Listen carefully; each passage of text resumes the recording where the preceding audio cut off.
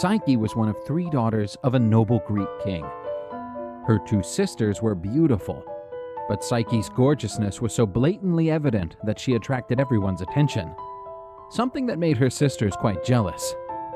People from distant kingdoms traveled long distances just to witness such beauty.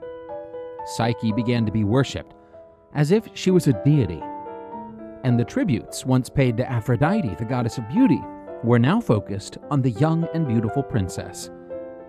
The goddess was outraged after noticing how empty her temple was, while Psyche had around her parades of people admiring her youthful beauty. Aphrodite decided to punish the young girl responsible for such defiance and ordered her son Eros, the god of love and passion, to use his arc to make Psyche fall in love with the horrendous creature. At night, Eros walked to the princess's room, who was asleep.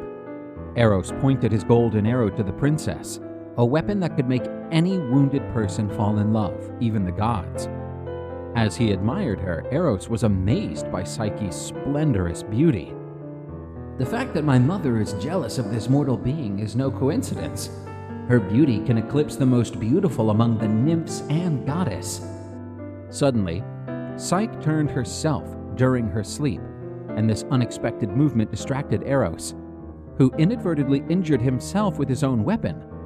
The wounded god immediately fell in love with the young and beautiful mortal being, and due to his love, Eros couldn't finish his mission, and nor did he hurt Psyche.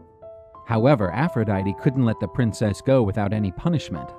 So, despite her beauty, the young girl would never be pursued by any claimant. Her sisters got married, and Psyche, the most beautiful, remained single.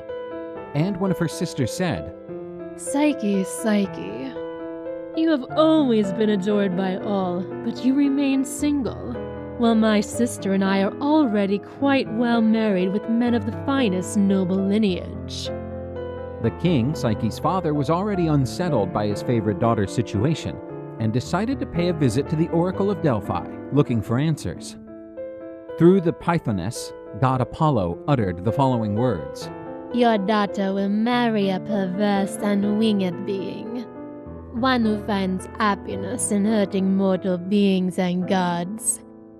Your princess must be abandoned near the abyss with wedding garments. This is the place where she will be delivered to the dreadful creature who will be the cause of her death."